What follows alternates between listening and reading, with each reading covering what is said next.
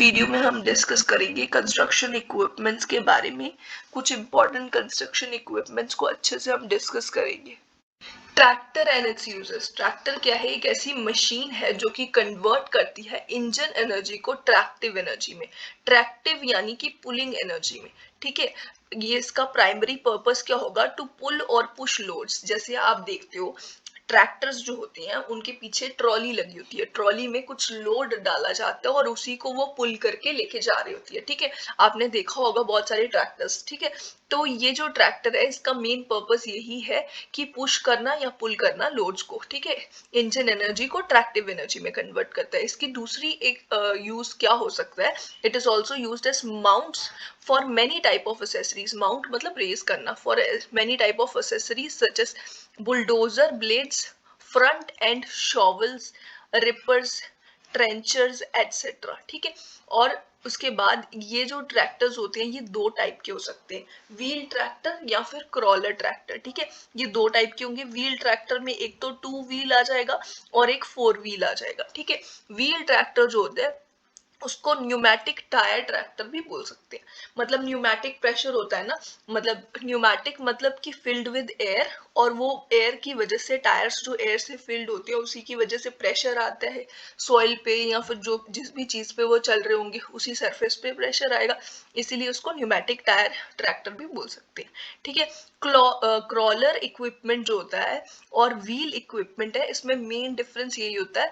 Is a tractive vehicle, crawler equipment is a tractive vehicle that moves upon crawler tracks. ठीक है, और जो wheel equipment होगा वो व्हील्स पे मूव करता है।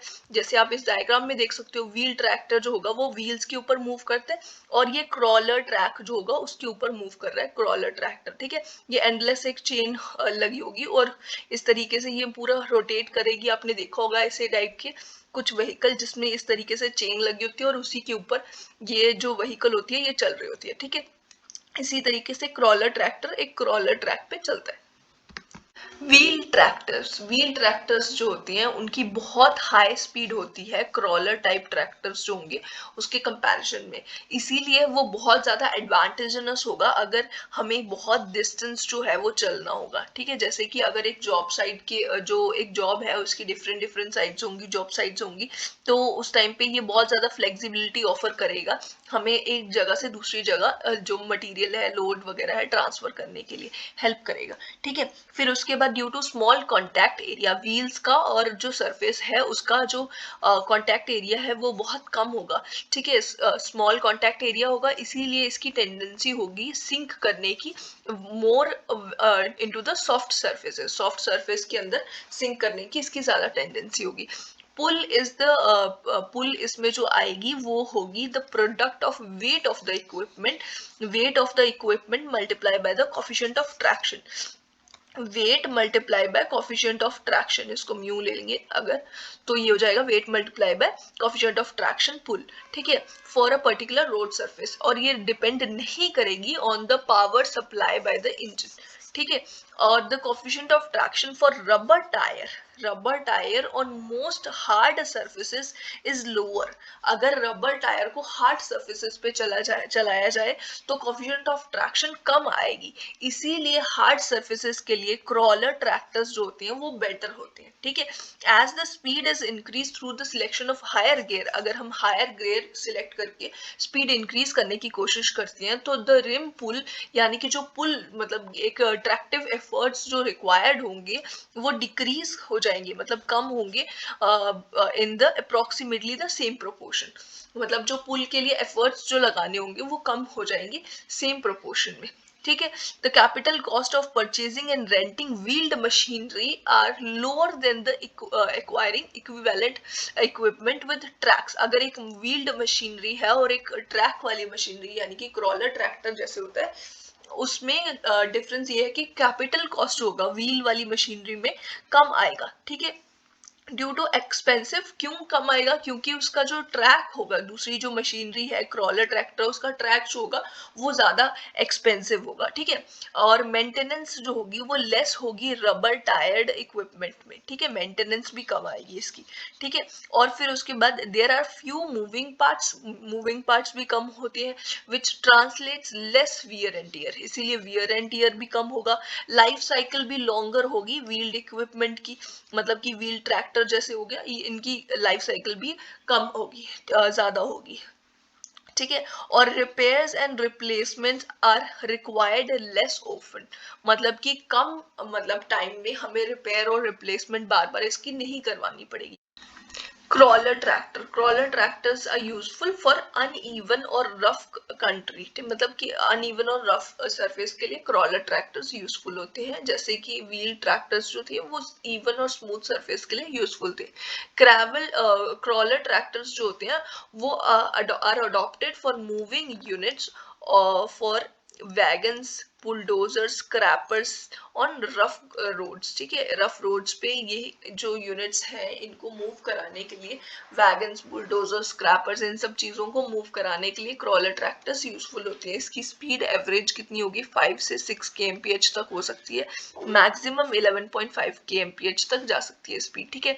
तो इसीलिए ये बेस्ट सूटेबल है शॉर्ट हॉल्स के लिए, मतलब कि बहुत छोटे से डिस्टेंस को ट्रैवल करने के लिए, जैसे 150 मीटर तक के डिस्टेंस के लिए ये यूजफुल होते हैं। और इसकी एक एडवांटेज ये होती है कि it can climb, it has the ability to climb steep grades, मतलब स्टीप ग्रेडियंट पे ये क्लाइंब कर सकते हैं at a speed of 2.75 kmph की स्पीड पे ये ट्रैवल कर सकते हैं। Advantage of crawler equipment is that it can dig और एक्सकवेट विदाउट मच सेटअप, ठीक है। एक्सकवेट करना और डिग करना इसके लिए, मतलब उसके लिए ये यूजफुल होंगे विदाउट मच सेटअप। और 360 डिग्री की इसकी फ्री रोटेशन भी होगी, वो भी इसके लिए भी ये यूजफुल होंगे। और क्रॉलर इक्विपमेंट जो होते हैं वो माइनिंग प्रोजेक्ट्स जो होंगे और मडी एरिया जो होंगे विद स्ट्रॉन्ग ग्रेडेबिलिटी, वहां पे यूज करे जा सकते हैं, ठीक है। और फिर उसके बाद इसका जो ट्रैक होगा, क्रॉलर होगा इसका, मशीनरी का, मतलब वो ट्रैक पूरा का पूरा कॉन्टैक्ट एरिया के साथ मतलब चिपक चिपक के चलेगा ना, इसीलिए इसका कॉन्टैक्ट एरिया ज्यादा होगा than the wheeled equipment. Bulldozers को हम डोजर भी बोल सकते हैं, ठीक है। और इसको एम्प्लॉय करा जाता है for the excavating and moving the earth. जो हमारे पास अर्थ होगा, मतलब जो हमने खोद के मिट्टी निकालती हैं, उसमें उसको एक्सकावेट करना, खोदना और उसको मूव करके एक जगह से दूसरी जगह लेके जाना, ये इसका मेन इसका काम होगा, ठीक है। एक इसके ऊपर आगे फ्रंट में एक ब्लेड लगा होगा at the front of a tractor, जो में इधर भी व्हील माउंटेड, अब ये बुलडोजर जो होगा वो व्हील माउंटेड भी हो सकता है, क्रॉलर टाइप का भी हो सकता है, जैसे आप यहाँ पे देखो एक ब्लेड लगा हुआ है फ्रंट में दोनों में, और ये क्रॉलर टाइप है और ये व्हील टाइप है, ठीक है। तो ये दोनों टाइप का हो सकता है। इस ब्लेड, डोजर ब्लेड जो है इसके फ्रंट में जो लगा हुआ, इसी की वजह से हम इसको बुलडोजर बोलते हैं, ठीक है। इसको डोजर भी तो बोल सकते हैं ना, इसी ब्लेड की वजह से इसको हम बुलडोजर बोल देते हैं या फिर डोजर बोल देते हैं, ठीक है। तो ये डोजर ब्लेड होता है, ठीक है। और इस ब्लेड का काम क्या होता है, to push, shear, cut, roll material ahead of the tractor, इसके जो आगे जो मटीरियल आएगा उसको पुश करना, शेयर, कट, रोल करना, सारे मटीरियल को, वही इसका काम होता है ब्लेड का, ठीक है। और अर्ली डेज में बुलडोजर्स जो है उसके आगे फ्रंट में वुडन ब्लेड आते थे, ठीक है। और फिर उसके बाद उसको पुश करा जाता था हॉर्सेस की हेल्प से, पुल करा जाता था हॉर्सेस की हेल्प से, ठीक है। तो ये जो चीज है ये कब चेंज हुई, जब फर्स्ट वर्ल्ड वॉर में क्रॉलर माउंटेड डोजर्स आए, ठीक है। क्रॉलर माउंटेड आए और स्टील ब्लेड्स उसकी जगह, जो वुडन ब्लेड्स है उसकी जगह यूज करेंगे, ठीक है। तो ये पॉपुलर हो गए। फिर उसके बाद इवन जो डिजाइन्स, अर्ली डिजाइन्स में जो ये ब्लेड थे, इसको रेस जो है या फिर लोअर जो करना होता था वो हाथों से करते थे। फिर बाद में क्या हुआ, जो कि ये चीज बहुत टाइम कंज्यूमिंग थी, इसलिए एक न्यू मेथड लाए गए। दो तरीके से और कर सकते हैं, जैसे कि केबल्स या फिर हाइड्रोलिक कंट्रोल्ड बुलडोजर्स जो है उसको इंट्रोड्यूस करा गया। फिर उसके बाद मोस्ट इफेक्टिव वर्क जो होगा बुलडोजर्स के द्वारा जो करा जाता है ना, सबसे इम्पोर्टेंट यही है कि अर्थ जो है उसको डाउन हिल लेके आना फॉर शॉर्ट हॉल्स, मतलब छोटे डिस्टेंसेस के लिए उसको डाउन हिल लेके आना। The limits in the grade में भी, मतलब जो ग्रेडियंट है, जिस ग्रेडियंट पे उसको लेके जाना और आना है, वो इस तरीके से लिमिटेड होगा कि मशीन जो है वो रिवर्स करके रिटर्न अप, मतलब ऊपर आ सके फिर से, और फिर सामान उठा के लेके जा सके। इस तरीके से कुछ इतना लिमिट होनी चाहिए ग्रेडियंट की, ठीक है। They are also important tools in excavation plant for rapid digging and dumping. Digging और डंपिंग के लिए जो एक्सकवेशन प्लांट में ये एक इम्पॉर्टेंट टूल की तरह यूज करे जा सकते हैं। अब इसकी जो टोटल आउटपुट होता है ना, इसका बुलडोजर्स का टोटल आउटपुट होगा capacity of the blade. Blade की क्या कैपेसिटी है उसको अगर हम number of passes per hour से मल्टीप्लाई कर देंगे तो वो हो जाएगा हमारे पास टोटल आउटपुट, ठीक है। क्लासिफिकेशन ऑफ बुलडोजर्स, बुलडोजर्स की क्लासिफिकेशन जो है कुछ बेसिस पे होगी, जैसे कि फर्स्ट है on the basis of blades direction, blade की डायरेक्शन के according. Bulldozers are mounted with the blades perpendicular to the direction of travel. जो डायरेक्शन ऑफ ट्रैवल होगी उसके परपेंडिकुलर जो होगी ब्लेड्स इसमें बुलडोजर्स में लगाए जाते हैं, उसे हम बुलडोजर बोलते हैं, और ये अर्थ को फॉरवर्ड आगे की तरफ पुश करता है, ठीक है। फिर उसके बाद एंगल बुलडोजर्स जो होंगे, these are mounted with the blades set at an angle with the direction of travel। मतलब जो ब्लेड्स होंगे वो कुछ ट्रैवल, जिस डायरेक्शन में ट्रैवल कर रहे होंगे उसके कुछ पर्टिकुलर एंगल उससे सेट करा गया होगा, उसके उसी के डायरेक्शन की कुछ एंगल पे वो ब्लेड्स जो है वो लगाए गए होंगे। और ये जो अर्थ है उसको आगे की तरफ और साइड में, किसी एक साइड में जो है मिट्टी या अर्थ जो उसके आगे होगा उसको वो फेंक रहा होगा, ये जो बुलडोजर होगा, ठीक है।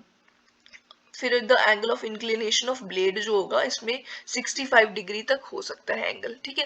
और उसके बाद ये होगा माउंटेड, मतलब माउंटिंग्स के बेसिस पे, ठीक है। व्हील माउंटेड हो सकता है, क्रॉलर ट्रैक्टर माउंटेड हो सकता है, ठीक है। इस तरीके से व्हील्स जिस पे लगे होंगे और क्रॉलर लगे होंगे, जैसे कि हम पहले भी डिस्कस कर चुके हैं इसको, ठीक है। फिर उसके बाद रेजिंग और लोअरिंग किसके बेस पे होगी, केबल कंट्रोल हो सकती है या फिर हाइड्रोलिक कंट्रोल हो सकती है, ये भी हम ऑलरेडी डिस्कस कर चुके हैं, ठीक है।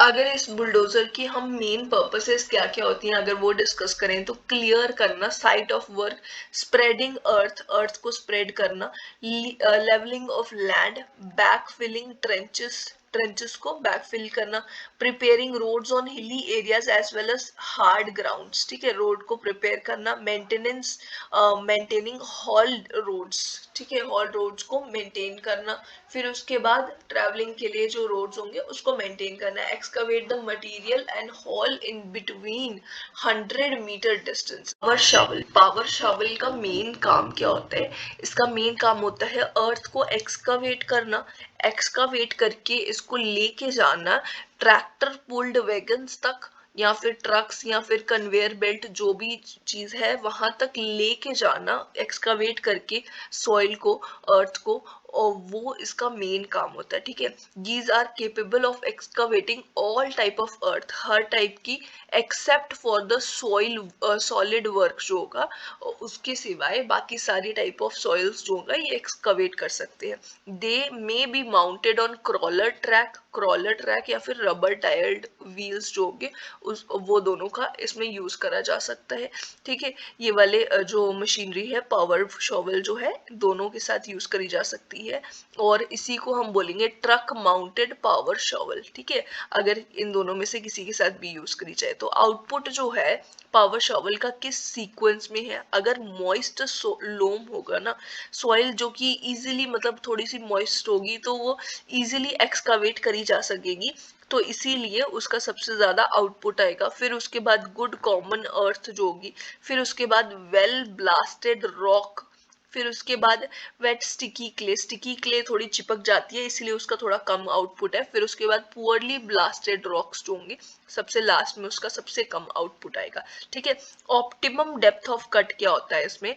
इकोनॉमिकल डेप्थ, एक ऐसी इकोनॉमिकल डेप्थ जो प्रोड्यूस करेगी ग्रेटेस्ट आउटपुट, जिससे हमें ग्रेटेस्ट आउटपुट मिलेगा। ठीक है, आउटपुट को इंक्रीज करना हो तो हम इंक्रीज कर सकते हैं साइज ऑफ शॉवल।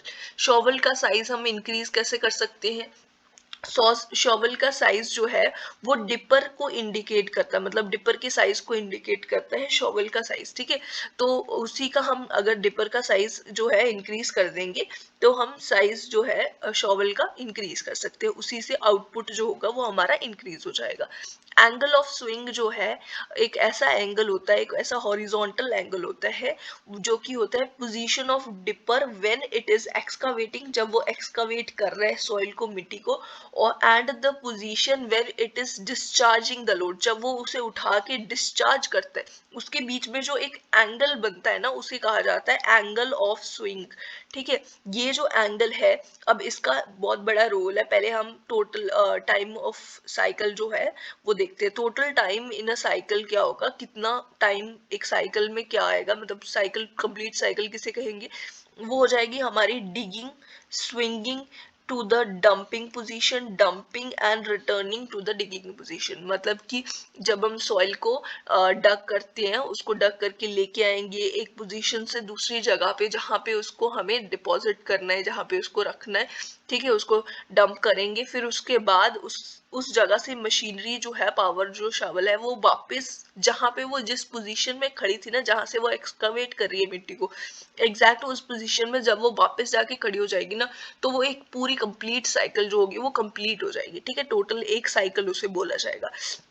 ठीक है, if the angle of swing is increased, अब एंगल ऑफ स्विंग जो है वो अगर हम इंक्रीज करते हैं तो उससे टाइम ऑफ साइकिल भी इंक्रीज होगा, और टाइम ऑफ साइकिल इंक्रीज होने से आउटपुट जो होगा वो डिक्रीज हो जाएगा।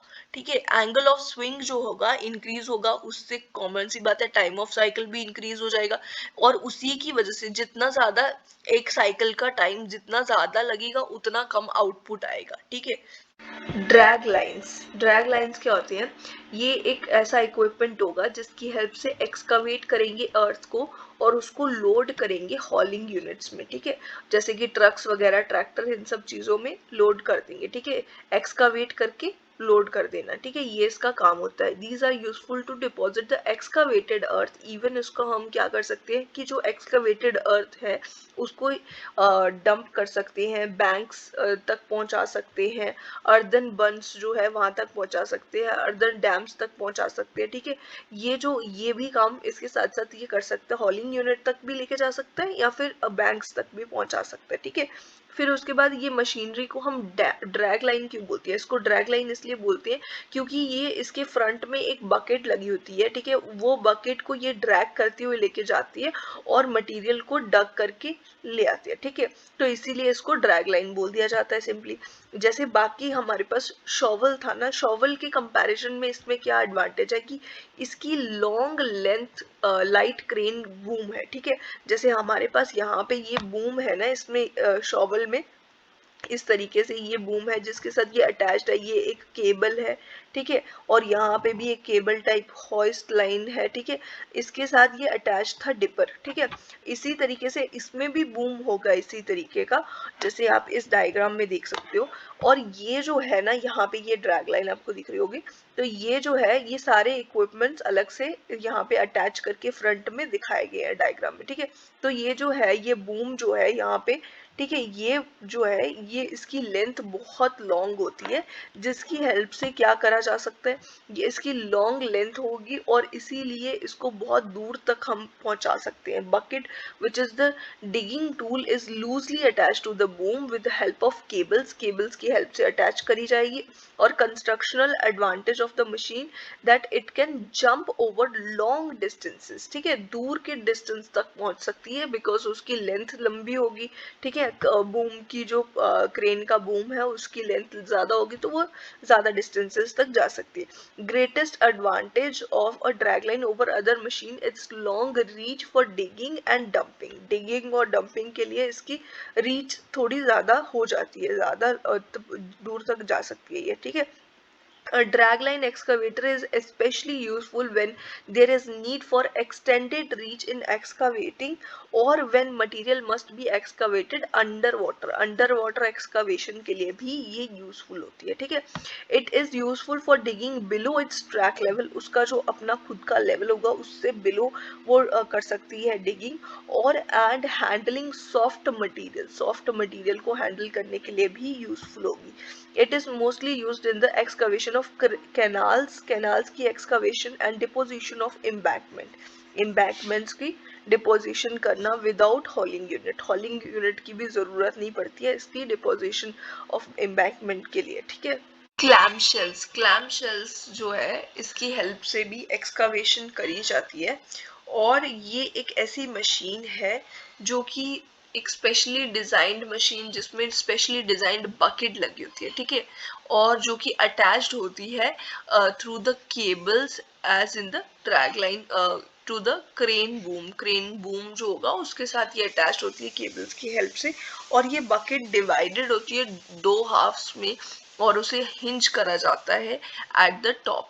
इट वर्क्स मतलब ये इस तरीके से वर्क करेगी जैसे इन्वर्टेड जॉ होता है ना, इस तरीके से इन्वर्टेड जॉ है और वो बाइट कर रहा है, ठीक है, बाइटिंग मोशन में वर्क कर रहा है, इस तरीके से ये वर्क करेगी, ठीक है। इस तरीके से ये मशीन होगी और ये वर्क करेगा, इसका जो फ्रंट में जो बकेट लगी होगी। द क्लैम शेल जो होगी ये केपेबल है for working at above and below ground level, ठीक है, तीनों लेवल्स पे ये वर्क कर सकती है eight above and below ground level. Clamshell bucket जो होगी वो हैंडल करी जाती है बाय द मोबाइल क्रेन, और 4 बकेट्स होती है, ऑल ओवरऑल 4 बकेट्स होती है, मतलब 4 पार्ट्स में इसको डिवाइड करा होता है, 2 हाफ्स में होती है और उसको और फर्दर 2 पार्ट्स में डिवाइड करा होता है। Buckets are with the teeth और विदाउट टीथ हो सकती है, ठीक है, टीथ्स का यूज करा जाएगा फॉर डिगिंग हार्ड मटेरियल, ठीक है, और कैपेसिटी जो होती है बकेट की वो क्यूबिक मीटर में होगी। और क्लैम शेल जो है एक्सकावेटर्स प्रोवाइड करते हैं means to excavate vertically excavation के लिए, और कंसिडरेबल डेप्थ तक वर्टिकल एक्सकावेशन के लिए ये हेल्प करते हैं। शेल्स को हम ग्रैब भी बोल सकते हैं। इसके बाद आता है हो क्या है, एक बैक हो, इसे बैक हो लोडर बोल सकते हैं या फिर बैक हो इसे बोल सकते हैं। ये एक ऐसी इक्विपमेंट है जो कि ट्रैक्टर के साथ फिटेड होगा, एक बैक हो इसके बैक पे फिटेड होगा, ठीक है, स्मॉल होगा वो, और इसका साइज स्मॉल होता है और ये वर्सेटाइल होता है, ठीक है, एक स्मॉल साइज का इक्विपमेंट होता है जो कि वर्सेटाइल होता है। और ये जो बैक हो लोडर है ना ये बहुत कॉमन है, ठीक है, अर्बन इंजीनियरिंग में, smaller construction projects, houses fixing, urban roads, इन सब कामों में ये बहुत ज़्यादा यूज़ करा जाता है और बहुत कॉमन है ये, ठीक है। अब ये जो हो है ना, ये इसका मेन जो फंक्शन है, इसको एक्सकावेशन कहाँ की एक्सकावेशन के लिए ज़्यादा यूज़ करा जाता है, बिलो द ग्राउंड लेवल, ठीक है, ग्राउंड लेवल के नीचे या फिर उस मशीन का जो ट्रैक लेवल है उसके नीचे इसको यूज़ करा जाता है, ठीक है। जैसे कि इसको ट्रेंचेस वगैरह, बेसमेंट्स और पिट्स वगैरह इन सब की डिगिंग में यूज़ करा जाता है।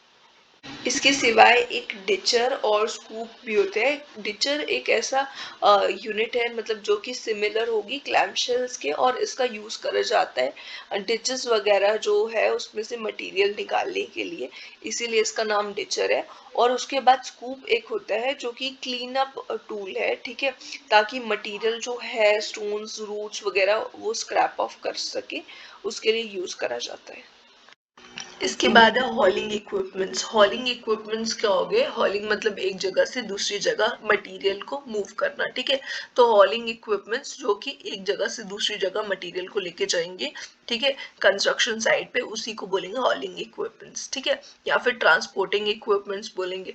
तो डंप ट्रक्स इसमें सबसे पहले आता है, जो कि कन्वे करता है material to the required construction site, ठीक है, और इसको ये लेके जाता है। और इसमें क्या होता है कि एक ट्रॉली लगी होती है ट्रक के साथ, जो कि टिल्ट हो जाती है, जिससे सामान जो होगा एक जगह से दूसरी जगह जो है रख दिया जाता है, ठीक है, लाके। फिर उसके बाद साइड और रेयर डंप ट्रक्स होते हैं, जो कि हैवी ड्यूटी ट्रक्स होती हैं विद स्ट्रॉन्ग बिल्ट बॉडी, ठीक है, which is hinged on the truck at the rear end, ठीक है, इसमें ट्रॉली लगी होती है रेयर एंड पे and can be lifted using hydraulic jack. Hydraulic jack की वजह से की हेल्प से हम लिफ्ट कर सकते हैं इस ट्रॉली को। These are suitable for hauling wet clay, sand, gravel, quarry, rocks etcetera, ठीक है, ये सारी चीजें मूव करने के लिए एक जगह से दूसरे के लिए ये साइड और रेयर डंप ट्रक यूज करे जा सकते हैं। फिर आता है bottom dump truck. Bottom has 2 longitudinal gates, ठीक है, इसके बॉटम पे 2 लॉन्गिट्यूडनल गेट्स लगे होंगे और इसको यूज करा जाएगा for hauling free flowing material, जैसे कि सैंड, ग्रेवल, ड्राई अर्थ, पहले वेट क्ले वगैरह था, ठीक है, और अब है सैंड, ग्रेवल, ड्राई अर्थ और हार्ड क्ले, ठीक है, ये सारी चीजों का यूज करा जाएगा। आपको मेन चीज ये याद रखनी है कि डंप ट्रक एक हॉलिंग या फिर मूविंग इक्विपमेंट है, मतलब कि एक जगह से दूसरी जगह मटेरियल को लेके जाने के लिए इक्विपमेंट है।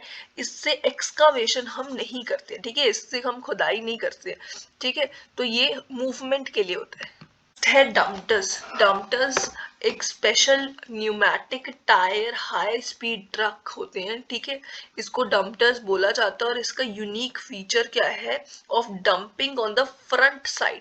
फ्रंट साइड में डंपिंग इसका एक यूनिक फीचर है।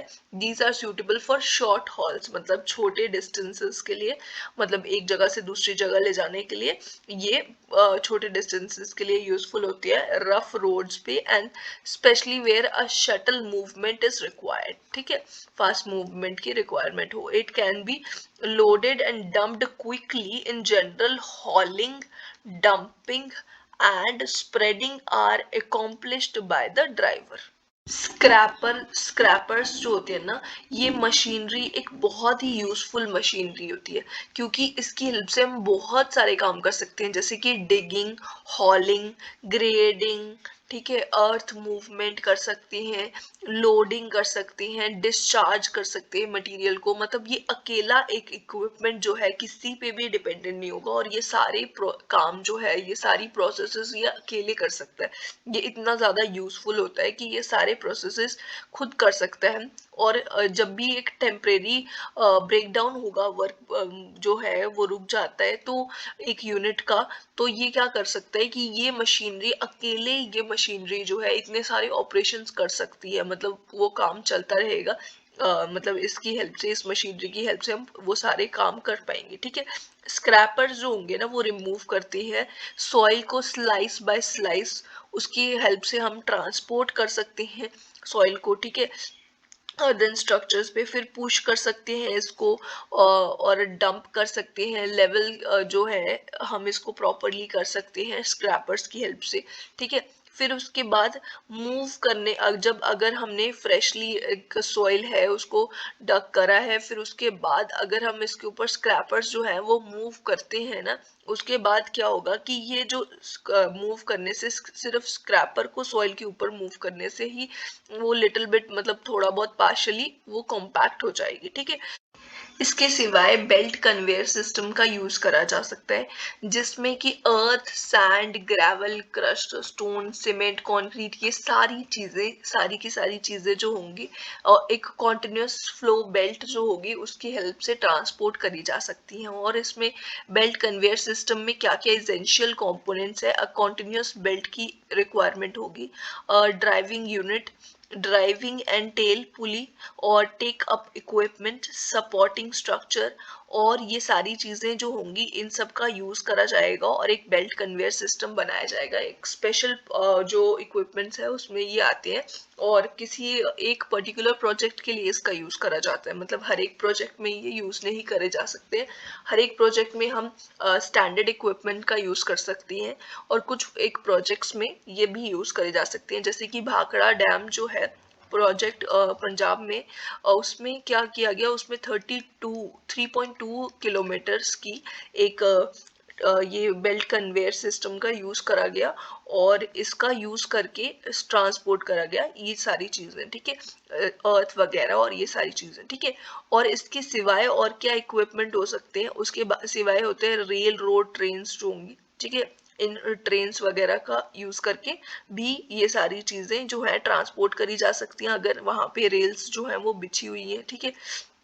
फिर उसके बाद ट्रेलर ट्रक्स जो होती है उसका भी यूज करा जा सकता है, एक लंबी सी वैन टाइप होती है उसमें, मतलब उसमें भी इस तरीके का मतलब इक्विपमेंट से होती हैं जिसमें अटैच्ड होती हैं, ट्रक जो होगा वो अटैच्ड होगा उसके साथ ट्रेलर होगा, ठीक है। फिर उसके बाद चैम्बर्स ब्रिज होगा जिसमें 2 टावर्स लगा के वायर रोप्स वगैरह की पूरी अरेंजमेंट वगैरह करके एक केबल वे की तरह बना दी जाती है और ये सारी चीजें ट्रांसपोर्ट करी जाती हैं। फिर ट्रामवेज होती हैं जिसमें एयर ट्रामवेज में मतलब कि हवा में चीजें जो होगी वो ट्रांसपोर्ट करी जाती हैं, जैसे आपने देखी होगी ट्रामवेज। और ये जो है ये माउंटेनियस जो सिस्टम जो एरिया हो वहां के लिए ये यूजफुल होती है। और लॉन्गेस्ट जो ट्रामवे अभी तक बनी है वो 48 किलोमीटर की है, ठीक है। फिर उसके बाद hydraulic pumping earth and gravel जो है उसको ट्रांसपोर्ट करा जाता है with the help of a large quantity of water and pumped through pipe to desire places, ठीक है। इसके सिवाय प्लेसिंग और कॉम्पैक्टिंग जो है अर्थ की उसके लिए भी अलग इक्विपमेंट्स की जरूरत होती है, जिसमें सबसे पहले आती है स्प्रेडिंग। स्प्रेडिंग जो होती है एकदम यूनिफॉर्मली थिक लेयर्स में जो अर्थ है या सॉइल है उसको स्प्रेड करना होता है, ठीक है, और रीजनेबली एकदम लेवल सरफेस होना चाहिए, ठीक है।